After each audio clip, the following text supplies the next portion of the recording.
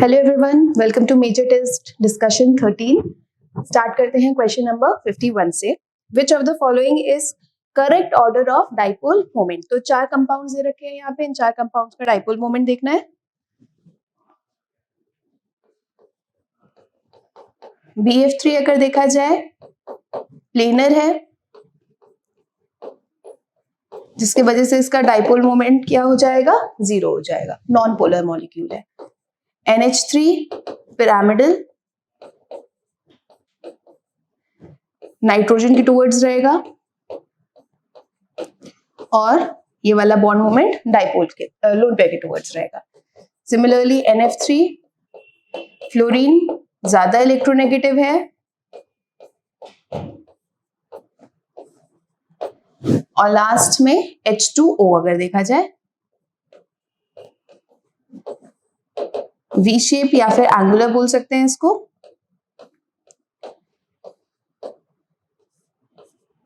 तो अगर इसमें देखो सबसे ज्यादा जो डाइपोल मोमेंट आएगा वो किसका आएगा, H2O का आएगा। तो highest dipole moment is of H2O। अब NH3 और NF3 में अगर देखा जाए, NF3 में अगर देखो यहाँ पे ऑपोजिट डायरेक्शन में जा रहा है ऑफ लोन पेयर, मतलब यहाँ पे वेक्टर का सब्सट्रैक्शन हो रहा होगा, यहाँ पे वेक्टर सारे सेम डायरेक्शन में, मतलब एडिशन हो रहा होगा, मतलब NH3 का डाइपोल मोमेंट क्या होगा, ज्यादा as compare to NF3, and सबसे कम किसका हो जाएगा, BF3 का। तो आंसर क्या हो जाएगा इसमें, D, BF3, NF3, NH3 and H2O। Now moving on to the next question. Next question है, crude sodium chloride obtained by crystallization of brine solution does not contain. तो अगर इसका जब इलेक्ट्रोलिसिस किया जाता है, क्रिस्टलाइजेशन किया जाता है ब्राइन सॉल्यूशन का, तो अगर यहाँ पे देखोगे MgCl2, CaSO4 और Na2SO4, ये तीनों तो प्रेजेंट रहता है, जो प्रेजेंट नहीं होता वो क्या होता है, MgSO4। So answer will be C, MgSO4। Which of the following alkali metal chloride forms its dihydrate salt MCl2.2H2O? जो दिखाता है, ये कौन दिखाता है, लिथियम। लिथियम मैग्नीशियम के साथ डायगोनल रिलेशनशिप दिखाते हैं, जैसे मैग्नीशियम क्लोराइड के फॉर्म में या हाइड्रेटेड फॉर्म में एग्जिस्ट करता है, वैसे ही लिथियम भी किस फॉर्म में एग्जिस्ट करेगा, हाइड्रेटेड फॉर्म में। तो आंसर इसका C, LiCl। Next question, aluminium chloride is acidified in acidified aqueous solution forms a complex A in which hybridization state of aluminium is B। तो हमें हाइब्रिडाइजेशन बतानी है एल्यूमिनियम की। सबसे पहले एल्यूमिनियम यहाँ पे +3 स्टेट में एग्जिस्ट कर रहा है,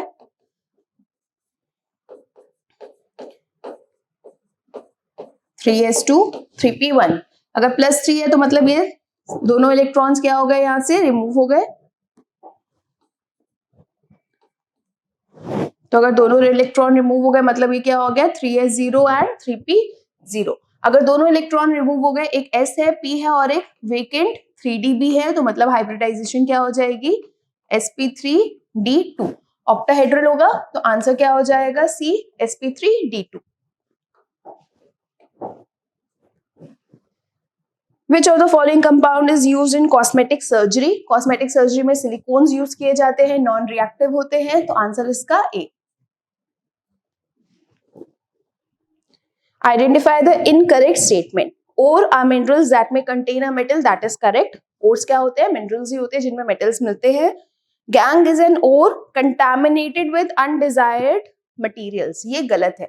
Gang ore नहीं होता, gang क्या होता है, जो undesired impurities होती है, जो earthly impurities होती है, उसी को क्या बोला जाता है, gang। तो इसलिए आंसर क्या हो जाएगा इसका B। Gang ore नहीं होता, gang impurities ही होती हैं, तो इसलिए आंसर इसका B। Question number 57.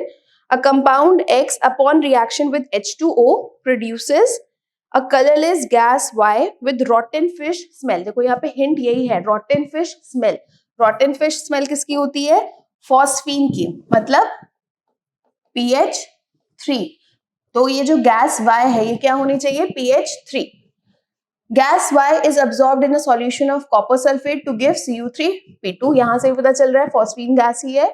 आंसर मतलब कौन सा हो जाना चाहिए, C होना चाहिए इसके। अगर रिएक्शन देखा जाए, Ca3P2 को जब वाटर में डाला जाएगा तो कैल्शियम हाइड्रोक्साइड का फॉर्मेशन होगा और PH3, ये PH3 ही क्या है Y। फिर इसके बाद PH3 में जब CuSO4 के साथ रिएक्ट कराएंगे तो यहाँ पे बन जाएगा Cu3P2 एंड साथ में H2SO4। तो आंसर क्या हो जाएगा? C, calcium phosphide.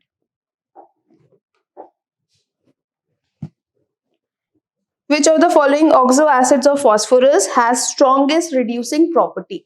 Reducing property के लिए क्या देखा जाता है? Number of pH bonds। जितनी ज्यादा number of pH bonds उतना ही ज्यादा हम क्या बोलते हैं? Reducing character होता है, या reducing property उतनी ही ज्यादा होती है। तो जितनी ज्यादा नंबर ऑफ पीएच बॉन्ड्स उतनी ज्यादा रिड्यूसिंग प्रॉपर्टी हो जाएगा। H3PO2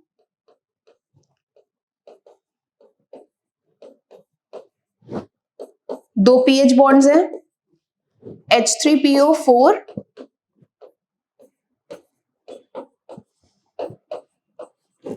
0 पीएच बॉन्ड्स हैं, H4P2O7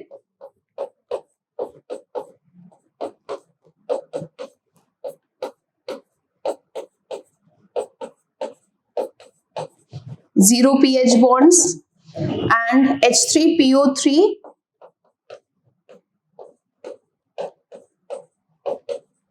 1 pH bond। तो सबसे ज्यादा pH bond किस में आ रही है? फर्स्ट केस में H3PO2। तो सबसे ज्यादा रिड्यूसिंग प्रॉपर्टी भी, स्ट्रॉन्गेस्ट रिड्यूसिंग प्रॉपर्टी भी किसकी होगी? H3PO2 की। Identify the correct formula of oleum. Oleum होता है H2S2O7। तो आंसर इसका C। When neutral or faintly alkaline KMnO4 is treated with potassium iodide, iodide ion is converted into X। तो यहाँ पे फेंटली अल्कलाइन मीडियम दे रखा है या न्यूट्रल बोल रखा है, मतलब MnO4 माइनस किस में कन्वर्ट हो रहा होगा? MnO2 में। तो MnO4 minus plus I minus in neutral or slightly alkaline medium will give MnO2, IO3 minus and H2O। तो मतलब ये जो X है ये क्या है? IO3 minus। so answer will be A। 61 crystal field stabilization energy for COCl6 4 negative is given। CFSE for COCl4 मतलब tetrahedral के लिए निकालना है, ऑक्टाहेड्रल का दे रखा है। तो delta T is equal to 4/9 of delta not या डेल्टा O। ये फॉर्मूला लगा दिया जाएगा, that is 4/9 of 18,000, that will be 8,000 centimeter inverse। So answer will be B। Next question में match the oxide given in column A with its property given in column B। Na2O S block की oxide है, metal की oxide है, it will be basic in nature। Second Al2O3 is amphoteric। N2O is neutral and Cl2O7 is acidic। That means A का B हो जाएगा, first का B इन दोनों options में है, सेकेंड का D, first B second D ये वाला आ रहा है, तो आंसर यही होना चाहिए, पर चेक भी कर लेते हैं। 1 का B, 2 का D, 3 का A एंड 4 का C। So answer will be B।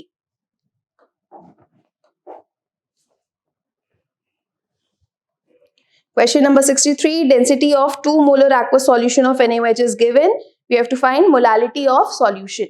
तो यहाँ पे डायरेक्ट फॉर्मूला यूज किया जा सकता है, molality is equal to 1000 into molarity upon 1000 D minus M into M dash, where M is molarity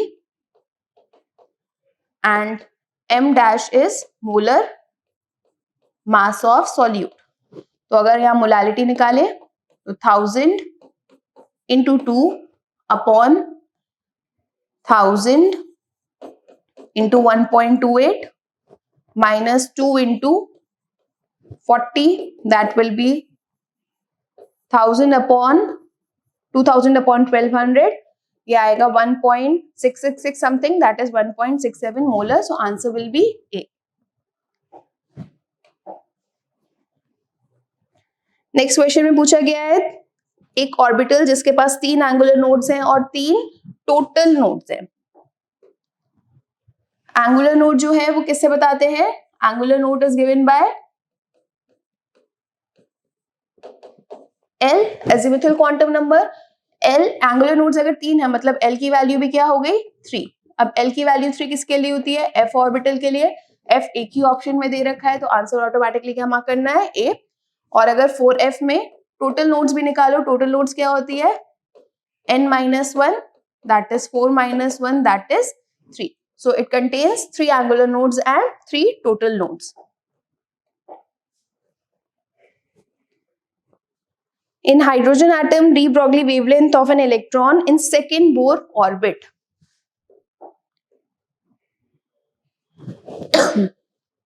तो यहाँ पे फॉर्मूला लगाया जा सकता है n lambda is equal to 2 pi r और lambda equals to 2 pi r by n. r जो होता है वो होगा a naught n square z. n यहाँ पे दे रखा है 2, that is, and a is 52.9, a naught is 52.9 into 2 square and z is 1, that is 4 into 52.9, and then lambda का निकालो 2 into pi into 4 into 52.9 upon n, that is 2. तो इसका answer आ जाएगा 211.6 पाई पिकोमीटर. तो आंसर इसका डी हो जाएगा. Next question में volume occupied by 1.8 gram of water vapour eight 374 degree Celsius and 1 bar pressure. तो यहाँ पे वेट दे रखा है वाटर का, टेम्परेचर, प्रेशर दे रखा है, आर की value, that is we have to use PV is equal to NRT. n will be equal to given mass upon molar mass, that is 1.8 upon 18, 0.1.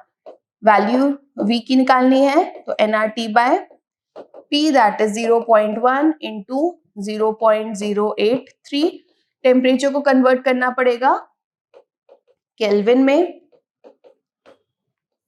Upon pressure जो दे रखा है 1 बार.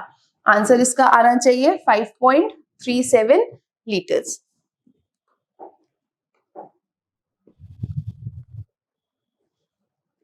An ideal gas expands isothermally from 10 to the power minus 3 meter cube to 10 to the power minus 2 meter cube against a constant pressure. अब against a constant pressure बोला मतलब irreversible work है, reversible नहीं है.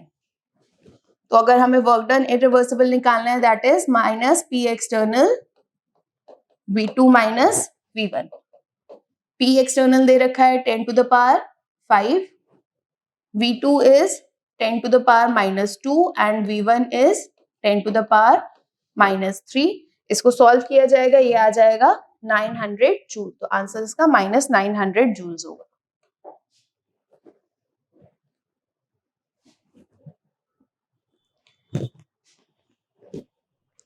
Reversible expansion of an ideal gas under isothermal and adiabatic conditions are shown. चलो तो देखो work done जो होता है वो होता है एरिया अंडर द कर्व. तो अगर एपी देखा जाए इसके अंडर का एरिया ये हो गया, ज्यादा है. ऐसे ही अगर ये देखा जाए इसके अंडर का एरिया ये वाला आएगा, जो ये रेड वाला है ये होगा किसका? एरिया अंडर कर्व ए सी.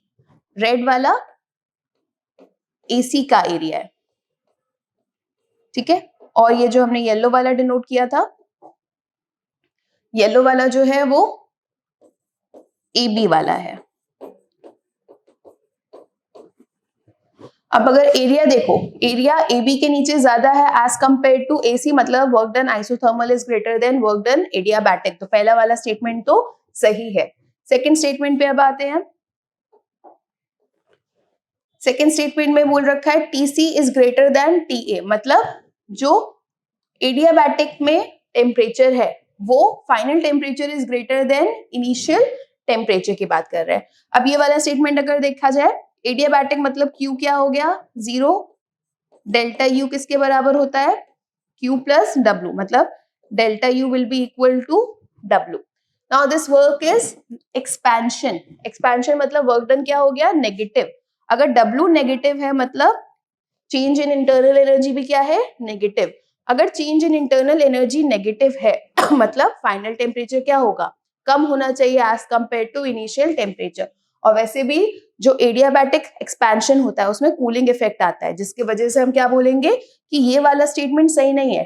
टीसी टीए से बड़ा नहीं होगा, TC should be less than TA, मतलब ये वाला स्टेटमेंट क्या दे रखा है गलत दे रखा है। थर्ड देखो, delta S isothermal is greater than delta S adiabatic.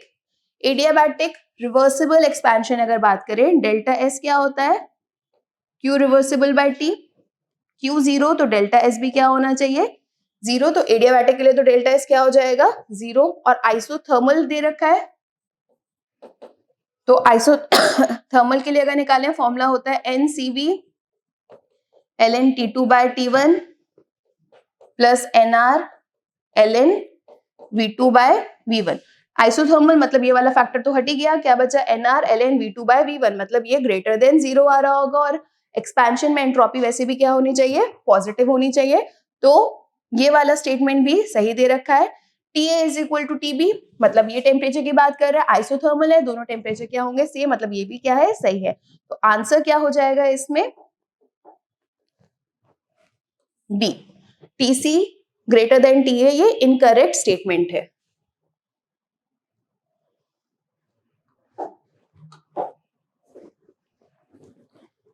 pH of 0.01 molar NaOH solution will be, pH दे रखा है, NaOH is a base, तो पहले इसके लिए क्या निकाला जाएगा POH, मतलब यहाँ पे जो OH माइनस की कॉन्सेंट्रेशन है वो हम NaOH की कॉन्सेंट्रेशन के बराबर लेंगे, दैट इज 0.01। तो POH आएगा negative log of OH minus, that is negative log of 10 to the minus 2, तो 2 आ गया POH। Now pH will be 14 minus POH, that is 14 minus 2 should be 12, तो आंसर क्या आएगा A 12।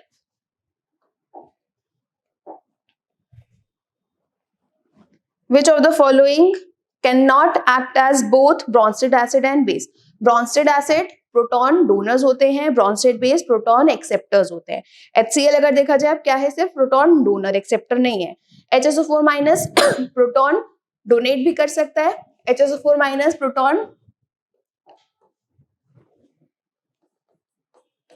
डोनेट करके बना देगा SO4 माइनस, प्रोटॉन एक्सेप्ट करके बना देगा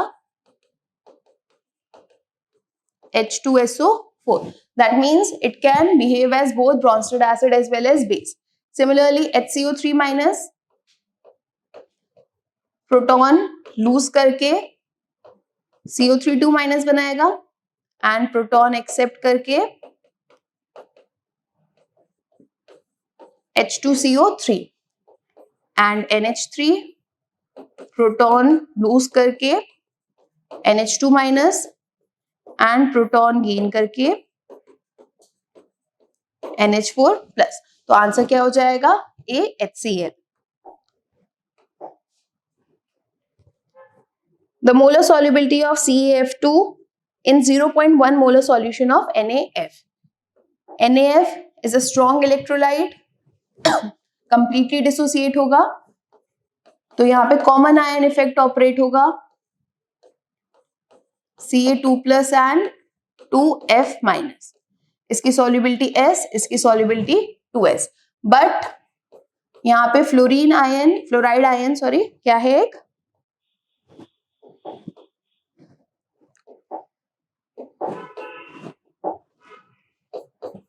कॉमन आयन है फ्लोराइड आयन, जिसकी कॉन्सेंट्रेशन है यहाँ पे 0.1। तो जो फ्लोराइड आयन है इसकी ओवरऑल कॉन्सेंट्रेशन क्या लिखी जाएगी फिर 2s plus 0.1, that will B approximately 0.1। Why? Because due to common ion effect, dissociation of calcium fluoride is suppressed. दब गया है, डिसोसिएट ज्यादा नहीं हो रहा है।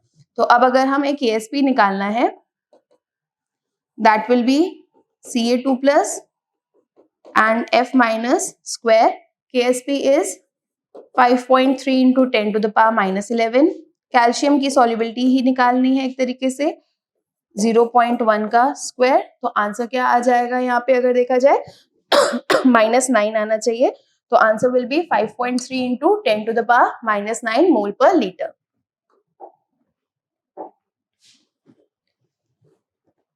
Next, the oxidation state of chromium in CrO6। अब देखो इसको अगर हम ऑक्सीडेशन नंबर मेथड से निकालेंगे तो क्रोमियम का आ जाएगा +12, बट +12 नहीं हो सकता। Why? Because maximum oxidation number of chromium is +6, तो we have to mark maximum only. तो आंसर क्या मार्क करना है यहाँ पे? +6। Match the catalyst with the process. V2O5 is used for oxidation of SO2 in the manufacture of H2SO4, मतलब 1 का C हो जाएगा। 1 का C दो ऑप्शन में दे रखा है, B as well as C। Titanium chloride plus trimethyl aluminium. अब इसमें देखा जाए ये क्या है? Ziegler-Natta कैटलिस्ट है, जिसको यूज किस में किया जाता है? पॉलीथीन वगैरह बनाने में यूज करते हैं, तो मतलब पॉलीमराइजेशन ऑफ इथिलीन में यूज किया जाएगा। तो 2 का D, तो 1 का C, 2 का D। आंसर क्या आ जाएगा इसका? C वाला आ जाएगा। 1C 2D PDCl2A oxidation of ethyne to ethanol nickel complexes used in polymerization of alkynes हो जाएगा। तो आंसर इसका C।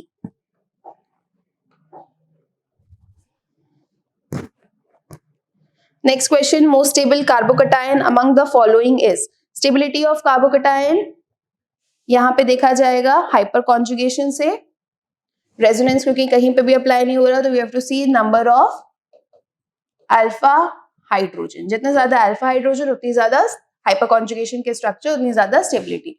तो यहाँ पे 3 + 2 5 अल्फा, यहाँ पे only 2 alpha, in this case only 3 alpha, and in this case 2 + 2 that is 4 alpha. सबसे ज्यादा अल्फा हाइड्रोजन फर्स्ट केस में, तो सबसे ज्यादा स्टेबल कार्बोकैटायन भी पहला वाला A। Alkane that gives only one monochloro product on chlorination with Cl2 in presence of diffuse sunlight। Free radical reaction है, डिफ्यूज सनलाइट के प्रेजेंस में कराया जा रहा है। तो सारे सेम तरीके के हाइड्रोजन होने चाहिए, तभी एक ही प्रोडक्ट मिलेगा। सारे सेम तरीके के हाइड्रोजन अगर देखा जाए आएगा ये नियोपेंटेन वाले केस में।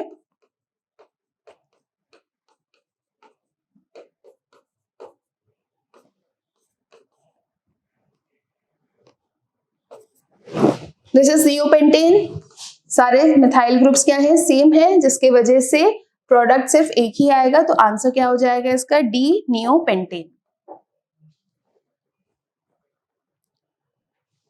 नेक्स्ट में प्रोपाइन का रेड हॉट आयरन ट्यूब के साथ रिएक्शन कराया जा रहा है। रेड हॉट आयरन ट्यूब मतलब जो प्रोडक्ट बन रहा होगा वो होगा मेसिटाइलीन।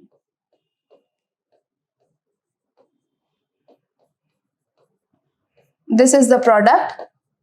अब इसमें पहले से ही देखो बेंजीन की रिंग में कितने थे? 12 सिग्मा थे। 12 के अलावा ये और इंट्रोड्यूस हो गया, कार्बन हाइड्रोजन की बॉन्ड की जगह कार्बन कार्बन बॉन्ड बन गई। तो इसको तो गिनेंगे नहीं, सिर्फ ये गिनते हैं। 3 3 6 और ये 9, मतलब 12 + 9 करना है। तो आंसर क्या हो जाएगा? 21 हो जाएगा। The liquefied gas that is used in dry cleaning along with suitable detergent is carbon dioxide। Carbon dioxide को यूज किया जाता है, तो answer B। 78 hydrolysis reaction that takes place slowest यहाँ पे अगर देखा जाए हाइड्रोलिसिस करा रहे हो तो SN1 के लिए देखेंगे रिएक्टिविटी टुवर्ड्स SN1 रिएक्शन। सबसे स्लोएस्ट कहाँ पे आएगा? फर्स्ट केस में अलाइल कार्बोकैटायन बन रहा है, इट इज स्टेबल। सेकेंड में बेंजाइल कार्बोकैटायन बन रहा है, वो भी स्टेबल है। थर्ड केस में अगर देखो फिनाइल कार्बोकैटायन बनेगा। फिनाइल कार्बोकैटायन यूजुअली आसानी से नहीं बनेगा, तो इसी वजह से ये जो C वाला प्रोसेस है ये क्या हो जाएगा? बहुत ही स्लो प्रोसेस हो जाएगा। D में नॉर्मल एल्काइल कार्बोकैटायन बन रहा है, तो आंसर क्या हो जाएगा इसमें? C वाला, this will be slowest.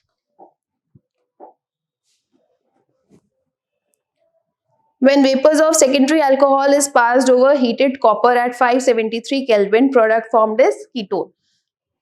अगर हम नॉर्मली प्राइमरी अल्कोहल्स की बात करें एल्डिहाइड मिलेगा, सेकेंडरी अल्कोहल्स के केस में कीटोन मिलता है, टर्शियरी अल्कोहल्स के केस में एल्कीन मिल जाता है. तो आंसर इसका क्या हो जाएगा? A, ketone. Number of hydrogen bonded water molecule associated with CuSO4 dot 5H2O. तो यहाँ पे जो 4 H2O होते हैं वो कोऑर्डिनेट बॉन्ड्स के थ्रू बॉन्डेड रहते हैं.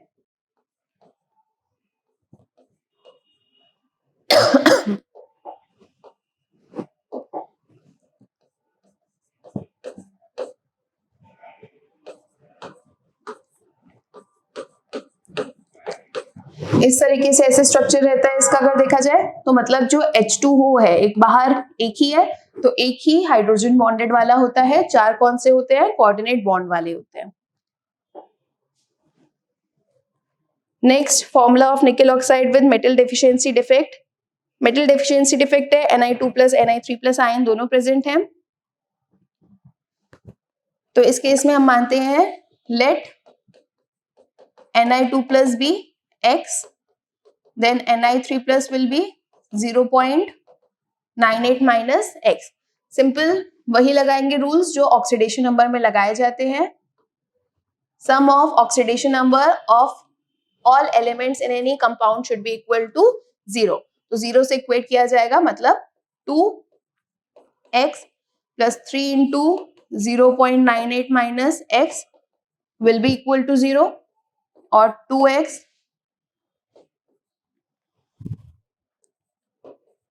2.94 minus 3x will be equal to 0.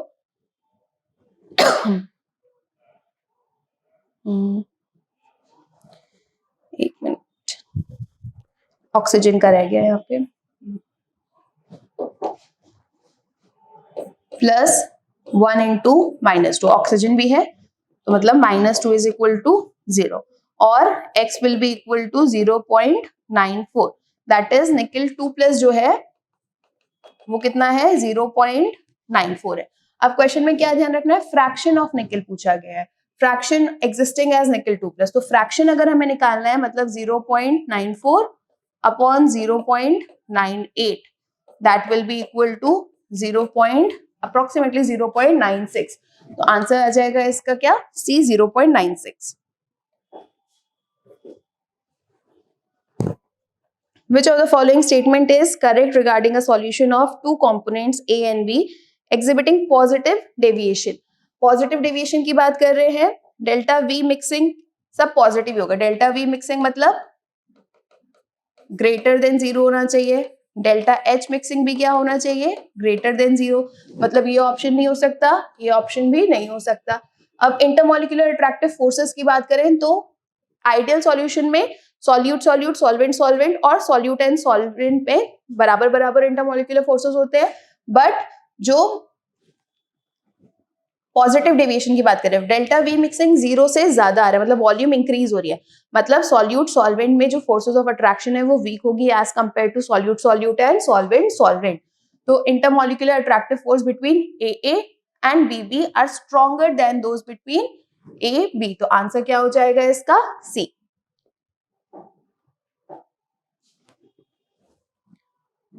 In water saturated air, the mole fraction of water vapor is given. यहाँ पे डाल्टन्स लॉ लगाया जाएगा पार्शियल प्रेशर का. दैट इज जो पार्शियल प्रेशर होगा ड्राई एयर का, that will be equal to P total into mole fraction of dry air. P total is 1.2. Mole fraction water vapour का अगर 0.02 है तो ड्राई एयर का कितना हो जाएगा? 1 minus 0.02, that is 1.2 into 0.98. Answer will be 1.176 atm. Next question में standard electrode potential दे रखा है. We have to find decreasing order of reducing power. अब इस क्वेश्चन में एक चीज यहाँ पे करेक्ट करनी पड़ेगी. ये -2.93 वोल्ट है, ना कि +2.93 वोल्ट. तो अगर देखा जाए जितना ज्यादा नेगेटिव होगा रिडक्शन पोटेंशियल, मतलब उतना ज्यादा स्ट्रॉन्ग रिड्यूसिंग एजेंट, जितना ज्यादा पॉजिटिव रिडक्शन पोटेंशियल उतना ज्यादा स्ट्रॉन्ग ऑक्सीडाइजिंग एजेंट। तो रिड्यूसिंग पावर के डिक्रीजिंग ऑर्डर में करना है। तो सबसे ज्यादा नेगेटिव अगर देखा जाए कौन सा है, -2.93, दैट इज ऑफ पोटेशियम। तो सबसे ज्यादा स्ट्रॉन्ग कौन सा हो गया रिड्यूसिंग एजेंट, पोटेशियम। इसके बाद एल्यूमिनियम का अगर देखा जाए 1.66, मतलब पोटेशियम के बाद aluminium. After that -0.74 of chromium and last will be of Ag। तो मतलब आंसर क्या हो जाएगा, D, K, Al, Cr and Ag।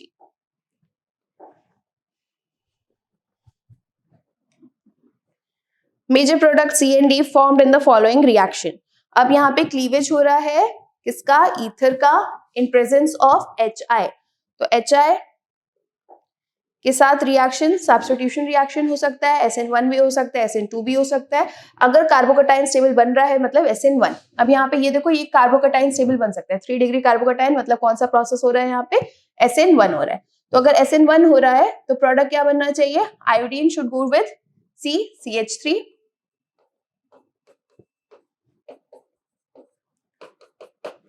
और सेकंड अगर देखा जाए बनेगा क्या, CH3, CH2, CH2OH।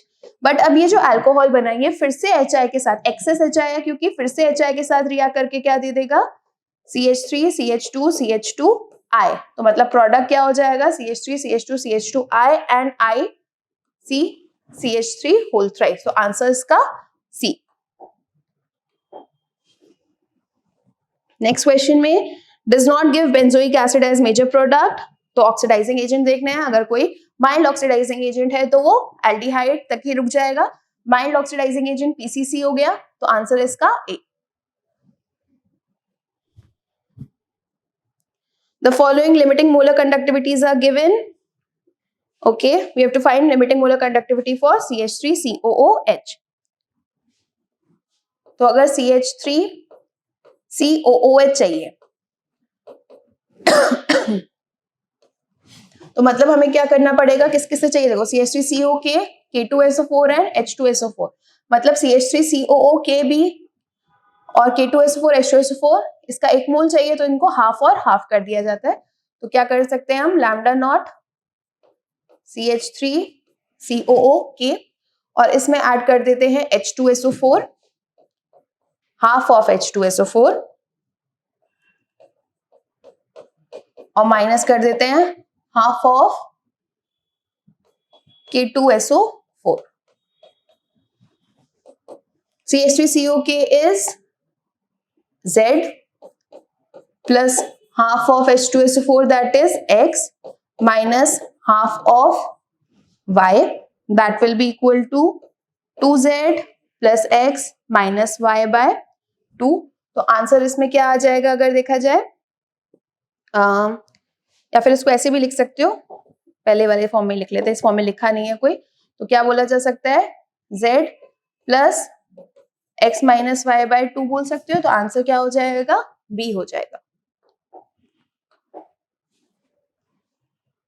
First order reaction has rate constant, time required. Okay, first order reaction है, फर्स्ट ऑर्डर रिएक्शन के लिए T is equal to 2.303 K log A initial upon में A एट फाइनल। तो A नॉट यहाँ पे दे रखा है 40 ग्राम, A एट T दे रखा है यहाँ पे 10 ग्राम एंड जो K दे रखा है वो दे रखा है 2.303 इंटू 10 टू द पावर -3। बस वैल्यूज यहाँ पे सब्स्टिट्यूट करनी है, आंसर इसका आ जाएगा 602 सेकेंड्स आएगा।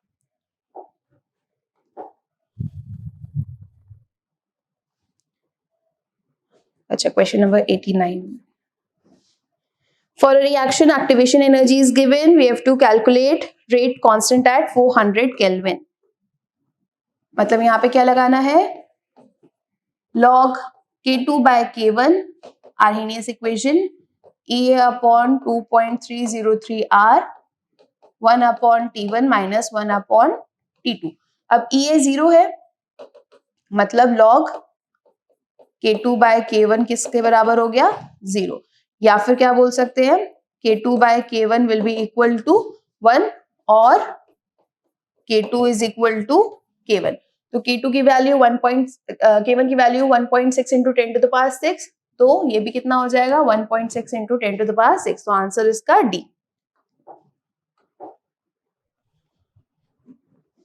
Correct option representing a Freundlich adsorption isotherm. Freundlich adsorption isotherm क्या है? X by M is equal to Kp 1 by N. और ये जो 1 by N है ये 0 और 1 के बीच में ही हो सकता है. 0 और 1 के बीच में इसी ऑप्शन में है, तो आंसर इसका C.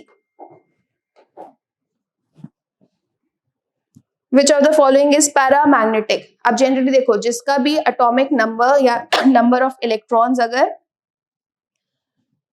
ऑड है तो क्या होता है वो पैरामैग्नेटिक. इवन है तो डायमैग्नेटिक. बट यहाँ पे एक्सेप्शन आता है 10 और 16. अगर नंबर ऑफ इलेक्ट्रॉन्स 10 और 16 है तो इवन है, बट तब भी क्या होगा ये पैरामैग्नेटिक. तो उसी से निकाला जा सकता है. आंसर इसका क्या हो जाएगा B O2.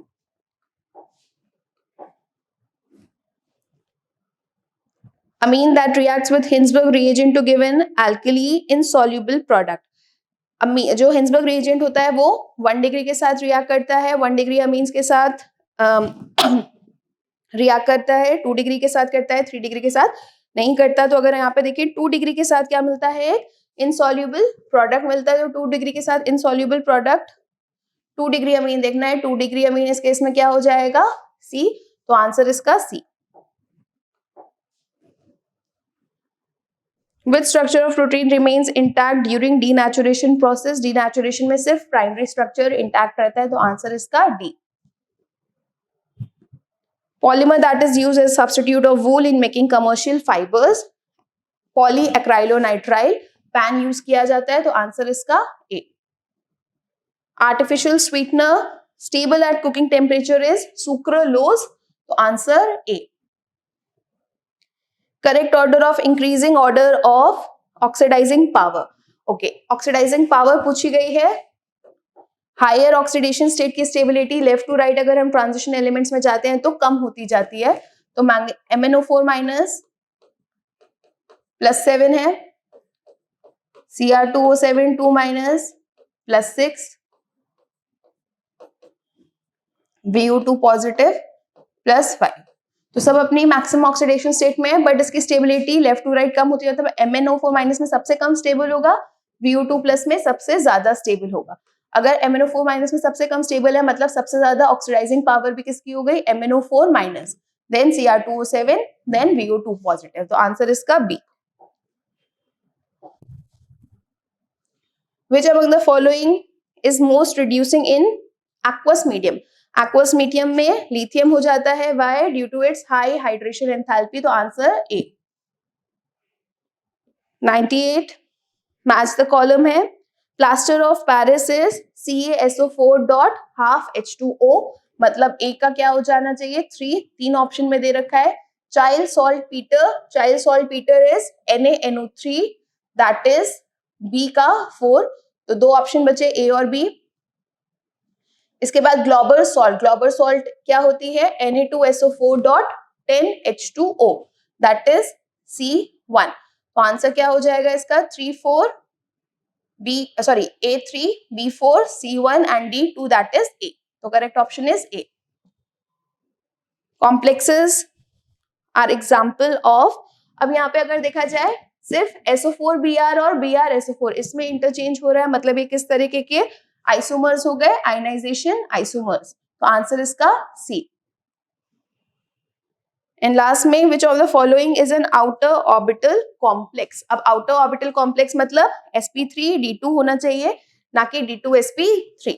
तो अगर इलेक्ट्रॉनिक कॉन्फ़िगरेशन देखोगे इसमें Fe2+ है मतलब 3d6, यहाँ पे भी Fe2+ 3d6, यहाँ पे 3d7 4s2 होता तो ये भी 3+ में है तो 3d6, और यहाँ पे भी 3+ में है तो ये भी क्या हो जाएगा 3d6.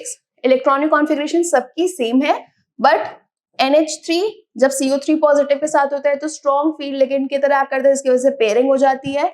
यहाँ पे भी ये दोनों भी क्या है, स्ट्रॉन्ग फील्ड लिगेंड्स, जिसकी वजह से पेयरिंग होगी। तो ये क्या बनाएंगे, इनर ऑर्बिटल कॉम्प्लेक्स, ना कि आउटर ऑर्बिटल कॉम्प्लेक्स। तो आंसर इसका क्या हो जाएगा, ए। और इसी के साथ डिस्कशन खत्म होता है इस टेस्ट सीरीज का। Thank you everyone.